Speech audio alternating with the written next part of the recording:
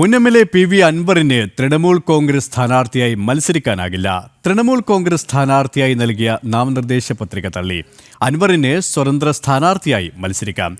ആകെ വിവിധ സ്ഥാനാർത്ഥികൾ സമർപ്പിച്ച 25 പത്രികയിൽ 7 എണ്ണമാണ് തള്ളിയത്. നിലമ്പൂർ നിയമസഭാ മണ്ഡലത്തിൽ ഇക്കുറിയും PV അൻവർ സ്വതന്ത്ര സ്ഥാനാർത്ഥി. തൃണമൂൽ കോൺഗ്രസ് സ്ഥാനാർത്ഥിയായി അൻവർ നൽകിയ നാമനിർദ്ദേശ പത്രിക സൂക്ഷ്മ പരിശോധനയിൽ തള്ളി. മണ്ഡലത്തിലെ 10 പേരുടെ ഒപ്പ് വേണമെന്നാണ് ചട്ടം. എന്നാൽ അൻവർ നൽകിയ പത്രികയിൽ ഒരാളുടെ ഒപ്പ് മാത്രമാണ് ഉണ്ടായിരുന്നത്. അതേസമയം അൻവർ 2 സെറ്റ് പത്രിക നൽകിയതിനാൽ ഒരെണ്ണം സ്വീകരിച്ചു. ഇതോടെ PV അൻവറിന് സ്വതന്ത്രനായി മത്സരിക്കാനാകും. LDF വിട്ട PV അൻവർ UDFന്റെ ഭാഗമാകാൻ പല വഴികൾ നോക്കിയെങ്കിലും നടക്കാതെ വന്നതോടെയാണ് മത്സരിക്കാൻ രംഗത്തിറങ്ങിയത്.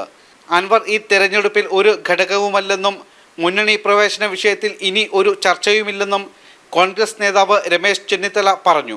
ഒരു ഘടകമാണെന്ന് ഞങ്ങൾ വിശ്വസിക്കുന്നില്ല. ഞങ്ങളുടെ പോരാട്ടം 9 വർഷത്തെ ദുർഭരണത്തിനെതിരായ പോരാട്ടമാണ്. അത് നിലമ്പൂരിലെ ജനങ്ങൾ തിരിച്ചറിയും എന്ന് ഞങ്ങൾക്ക് ഉറപ്പുണ്ട്. ഇനി ഒരു സാധ്യതയില്ല, ഇനി ഒരു ചർച്ചയില്ല. ഇനി ജനങ്ങളുമായിട്ട് മാത്രമേ ചർച്ചയുള്ളൂ. നിലമ്പൂരിലെ ജനങ്ങളുമായിട്ട് മാത്രമേ ചർച്ചയുള്ളൂ. ആ ചർച്ചയിൽ ആ ജനങ്ങൾ ഞങ്ങളോടൊപ്പം നിൽക്കുമെന്നുള്ള പൂർണ്ണ വിശ്വാസമാണ് ഞങ്ങൾക്ക്. അല്ലാതെ ഇനി ആരുമായി ഒരു ചർച്ചയുമില്ല. ആകെ 25 നാമനിർദ്ദേശ പത്രികകളാണ് വിവിധ സ്ഥാനാർത്ഥികൾ സമർപ്പിച്ചത്. 7 പത്രികകൾ തള്ളി, 18 എണ്ണം സ്വീകരിച്ചു.